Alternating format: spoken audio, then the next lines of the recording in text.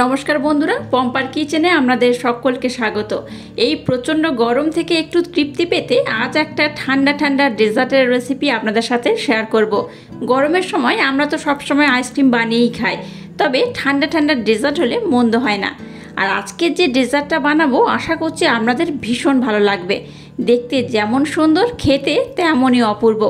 একবার খেলে দেখবেন বারবার বানিয়ে খেতে ইচ্ছা করবে। তাহলে চলুন আজকের এই ঠান্ডা ঠান্ডা ডেজার্টের রেসিপিটা দেখে নেওয়া যাক। প্রথমে ক্ষীরটা বানিয়ে নেব। তার জন্য দেখুন এখানে আমি লিকুইড দুধ নিয়েছি, দুধটাকে এর মধ্যে দিয়ে দেব। গ্যাসের ফ্লেমটাকে লো টু মিডিয়াম রেখে দুধটাকে একটু ঘন করে আমি জাল দিয়ে নেব।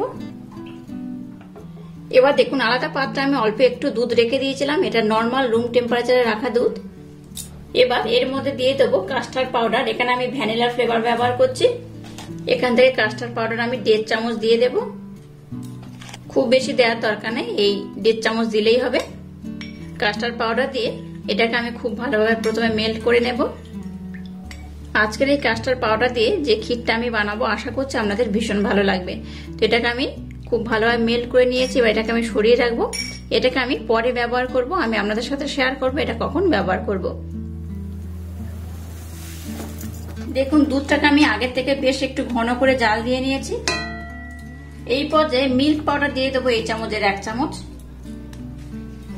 মিল্ক পাউডারটাকে দুধের সাথে আমি খুব ভালোভাবে মেল্ট করে নেব। গ্যাসের ফ্লেমটাকে লো টু মিডিয়াম রেখে কিন্তু আমি প্রসেসটা করছি। গ্যাসের ফ্লেমটাকে একেবারে হাই দেবেন না, এই রকমই থাকবে। মিষ্টির জন্য এখানে আমি কনডেন্সড মিল্ক ব্যবহার করব। যেহেতু আগে আমি মিষ্টি ব্যবহার করেছি তাই কিন্তু খুব বেশি দরকার নেই, অল্প করে আমি মিষ্টিটা ব্যবহার করব। 3 চামচের মতো এখানে কনডেন্সড মিল্ক দিলেই হবে। কনডেন্সড মিল্ক দিয়ে দুধটাকে আমি আরেকবার খুব ভালোভাবে এইভাবে নাড়াচাড়া করে নেব। দুধটাকে দেখুন আমি কিন্তু বেশ ঘন করে জাল দিয়ে নিয়েছি। এবার যে কাস্টার্ড পাউডারটাকে আমি মেল্ট করে রেখেছিলাম সেটা এখানে দিয়ে দেব। অল্প অল্প দেবো আর এইভাবে কন্টিনিউ নাড়তে থাকবো। দেখুন কালারটা কিন্তু একদম চেঞ্জ হয়ে গেছে আর এটা কিন্তু বেশ অনেকটা ঘন হয়ে যাবে খুব তাড়াতাড়ি। এবার গ্যাসের ফ্লেমটাকে একদমই হাই দেবেন না, একদম লো রেখে এটাকে এইভাবে কন্টিনিউ নাড়াচাড়া করবেন। দেখবেন এটা একদম ঘন ক্ষীরে পরিণত হবে। এই দেখুন এটা কিন্তু আগে থেকে বেশ ঘন হয়ে গেছে, দেখে বুঝতেই পারছেন। এই দেখুন কন্টিনিউ নাড়তে থাকবেন, নতুবা এটা কিন্তু ডলা পাকিয়ে যাবে। আচ্ছা এখানে আমি যে মিষ্টিটা ব্যবহার করলাম আপনারা চাইলে কিন্তু চিনিও ব্যবহার করতে পারেন, আর আপনারা চাইলে একটু কম বেশি করেও মিষ্টিটা ব্যবহার করতে পারেন। যদি কেউ মনে করেন মিষ্টির পরিমাণটা একটু বেশি খাবেন তাহলে কিন্তু মিষ্টি একটু বেশি ব্যবহার করবেন, আর যদি একটু হালকা মিষ্টি খেতে চান তাহলে কিন্তু মিষ্টির পরিমাণটা একটু কম দেবেন।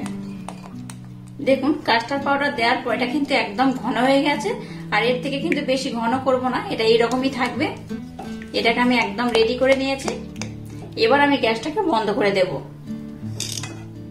এবার দেখুন আমি এখানে সিমাই নিয়ে নিয়েছি এই পরিমাণে। আপনারা চাইলে কম বেশি করে নিতে পারেন, এটা কিন্তু রোস্টেড সিমাই, দেখে বুঝতেই পারছেন। তো আপনারা চাইলে এই রোস্টেড কিংবা নর্মাল সিমাইও ব্যবহার করতে পারেন। তো প্রথমে এই সিমাইটাকে আমি এইভাবে একটু ছোট ছোট করে নেব। দেখুন এই সিমাইগুলো দেখুন অনেকটা বড় বড়, এতটা বড় বড় থাকলে হবে না, এইভাবে হাতের মাধ্যমে একটু ছোট ছোট করে ভেঙে নিতে হবে। সিমাইয়ের পরিমাণটা আপনারা কি কতটা ডেজার্টটা বানাবেন তার উপর ডিপেন্ড করে কিন্তু সিমাইটা ব্যবহার করবেন। দেখুন সিমাইটাকে এইভাবে আমি একটু ছোট ছোট করে টুকরো করে নিয়েছি। এইভাবে খুব বড় রাখলে কিন্তু ডেজার্টটা বানাতে একটু সমস্যা হবে, তো এইভাবে যদি একটু ছোট ছোট করে কুচো কুচো করে নেন তাহলে কিন্তু খুব ভালো হয়। এবার এখানে দিয়ে দেবো এই চামচে 1 চামচ মিল্ক পাউডার। মিল্ক পাউডার দেওয়ার পর এটার সাথে আমি খুব ভালোভাবে মিক্সড করে নেব। এবার দেখুন গ্যাসটা জ্বেলে দিয়ে একটা আমি এরকম ফ্রাই প্যান বসিয়ে দিয়েছি। এবার এই ফ্রাই প্যানের মধ্যে আমি 1 চামচ ঘি দিয়ে দিলাম। খুব বেশি দরকার নেই, 1 চামচ দিলেই হবে। ঘিটাকে আমি খুব ভালোভাবে প্রথমে মেল্ট করে নেব। এবার সিমাই আর দুধটাকে এর মধ্যে আমি দিয়ে দেব। গ্যাসের ফ্লেমটাকে লো রেখে এটাকে আমি একটু নাড়াচাড়া করে ভেজে নেব। আচ্ছা এখানে আমি রোস্টেড সিমাই ব্যবহার করছি তাই এটাকে কিন্তু খুব বেশি ভাজার দরকার নেই, জাস্ট একটু নাড়াচাড়া করে 1 থেকে 2 মিনিটের মতো ভেজে নিলেই হবে। আর যারা এই রোস্টেড সিমাই ব্যবহার করবেন না তারা কিন্তু 5 মিনিট সময় ধরে একটু ভালোভাবে ভেজে নেবেন, যাতে কালারটা একটু চেঞ্জ হয়ে লাল লাল হয়। এটা ভাজার সময় গ্যাসের ফ্লেমটাকে একদম লো রাখবেন। এটা যেহেতু রোস্টের সিমাই আমি ব্যবহার করছি, তাই কিন্তু খুব বেশি টাইম ধরে এটা ভাজা যাবে না। এটাকে আমি 1 মিনিট টাইম দিয়ে একটু নাড়াচাড়া করে ভেজে নিয়েছি, আর বেশিক্ষণ ভাজবো না। এই পর্যায়ে এখানে দিয়ে দেবো লিকুইড দুধ। লিকুইড দুধের পরিমাণটা খুব বেশি দেবেন না, অল্প অল্প দিতে হবে। এটাকে খুব ভালোভাবে মিক্স করতে হবে। রুম টেম্পারেচারে রাখা লিকুইড দুধ এখানে আমি ব্যবহার করছি। গ্যাসের ফ্লেমটাকে লো রেখে এবার এটাকে কন্টিনিউ এইভাবে একটু নাড়াচাড়া করে নেব। খুব বেশি সময় ধরে নাড়াচাড়া করার দরকার নেই, 3 থেকে 4 মিনিট একটু নাড়াচাড়া করেই নিলে হবে। 2 থেকে 3 মিনিট সিমাইটাকে আমি খুব ভালোভাবে নাড়াচাড়া করে নিয়েছি, আর দেখুন কতটা ঝরঝরে হয়েছে।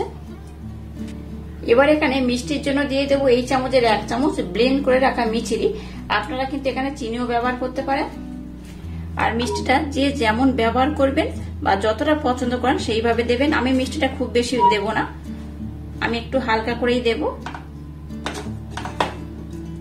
আবার একটু সামান্য পরিমাণ আমি দুধ দিয়ে দেব, খুব বেশি নয়, একদম অল্প করে দিয়ে দিলাম। দেখুন মিষ্টিটাকে আমি এর সাথে খুব ভালোভাবে ব্লেন্ড করে নিয়েছি। আর আজকের রেসিপিটা বানানোর জন্য যেরকম সিমাইটা আমার দরকার একদম রেডি হয়ে গেছে। দেখুন কেমন হয়েছে, এইরকমই হবে। এবার আমি গ্যাসটাকে বন্ধ করে দেব, কারণ আজকের মিষ্টিটা আমার একদম রেডি হয়ে গেছে।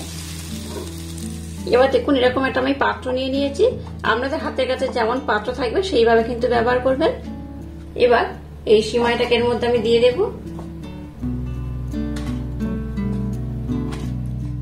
এরকম গরম অবস্থায় কিন্তু পাত্রের মধ্যে দিতে হবে, আর এইভাবে চেপে চেপে খুব ভালোভাবে সেট করে নিতে হবে।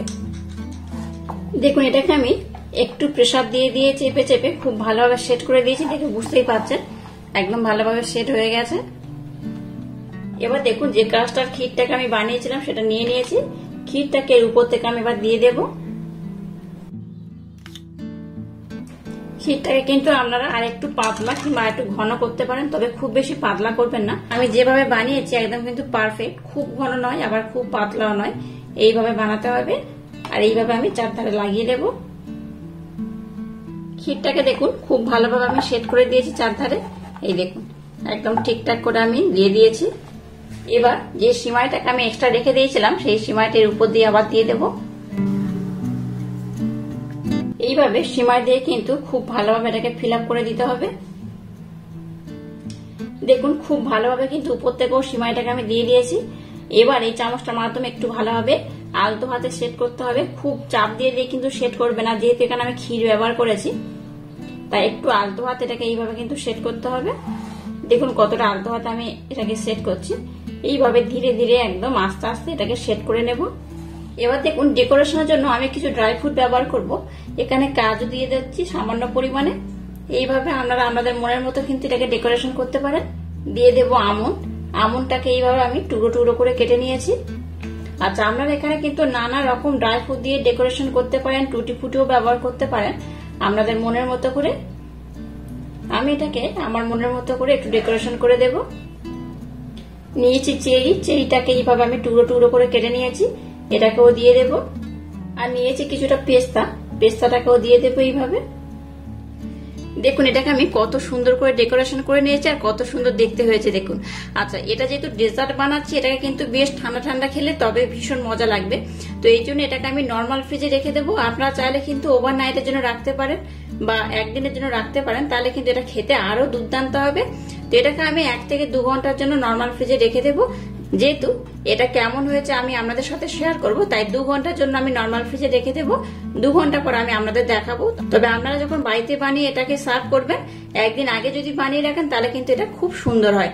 তো যাই হোক, এটাকে এবার আমি নর্মাল ফ্রিজে রেখে দেবো। 2 ঘন্টা পর আমি আপনাদের দেখাচ্ছি এটা কত সুন্দর হয়েছে। দেখুন ডেজার্টটাকে আমি 2 ঘন্টার জন্য নর্মাল ফ্রিজে রেখে দিয়েছিলাম, আর কত সুন্দর হয়েছে দেখুন। আর খুব ভালোভাবে কিন্তু সেট হয়ে গেছে, দেখে বুঝতেই পারছেন। তো এটাকে আমি আপনাদের কেটে দেখাচ্ছি এটা কত সুন্দর হয়েছে। এটাকে আমি এরকম এক সাইড দিয়ে কেটে নেব, কেটে আপনাদের দেখাচ্ছি। দেখুন এটা কতটা অপূর্ব হয়েছে। এটা কিন্তু ঠান্ডা ঠান্ডা সার্ভ করবেন, দুর্দান্ত খেতে হয়। দেখতে তো খুবই সুন্দর হয়েছে, দেখে বুঝতেই পারছেন কতটা সুন্দর হয়েছে। এটা দেখতে যেমন সুন্দর, খেতে কিন্তু তেমনই দুর্দান্ত। এই ডেজার্টটা অবশ্য বাড়িতে একবার ট্রাই করবেন, আশা করছি আপনাদের ভীষণ ভালো লাগবে। আর এইভাবে বানিয়ে খেলে দেখবেন আপনাদের বারবার খেতে ইচ্ছা হবে। এই দেখুন আমি আপনাদের দেখাচ্ছি, উঠে দেখুন, এই দেখুন, এই দেখুন কত সুন্দর উঠে গেছে। দেখুন আলাদা একটা প্লেট আমি সার্ভ করছি, দেখুন এই দেখুন। গরমের সময় যদি এরকম ঠান্ডা ঠান্ডা ডেজার্ট যদি হাতের কাছে থাকে তাহলে বুঝতেই পারছেন কত মজা লাগে। আমরা তো গরমের সময় একটু আইসক্রিম খেতে বেশ পছন্দ করি, তবে আইসক্রিম তো সবসময় খাই, কিন্তু এরকম ডেজার্ট সবসময় বানানো হয় না। তো এই গরমের সময় আইসক্রিম ছাড়া এইভাবে যদি ডেজার্টটা বানিয়ে খান দেখবেন গরমে প্রাণটাও তৃপ্তি হবে, মনটাও একদম আনন্দে ভরপুর হয়ে যাবে। এটা ভীষণ টেস্টি হয়। আমি তো আপনাদের কেটে দেখালাম, এবার আমি খেয়ে বলছি আপনাদের কতটা অপূর্ব, কতটা অসাধারণ হয়েছে। আশা করছি আজকের এই দারুণ স্বাদের রেসিপিটা আপনাদের ভীষণ ভালো লাগবে। এই দেখুন কতটা অপূর্ব হয়েছে, অসাধারণ হয়েছে। এটা কিন্তু দুর্দান্ত খেতে হয়েছে, অসম্ভব সুন্দর। আপনারা অবশ্য বাড়িতে একবার হলো ট্রাই করবেন, আশা করছি আপনাদের ভীষণ ভালো লাগবে। আর আজকের এই দুর্দান্ত স্বাদের এই রেসিপিটা আপনাদের যদি ভালো লাগে তাহলে চ্যানেলটাকে লাইক, শেয়ার, কমেন্ট এবং সাবস্ক্রাইব করবেন, আর পাশে থাকা বেল আইকনটা প্রেস করে দেবেন। তাহলে টাটা, আবার দেখা হচ্ছে নতুন কোনো রেসিপি নিয়ে।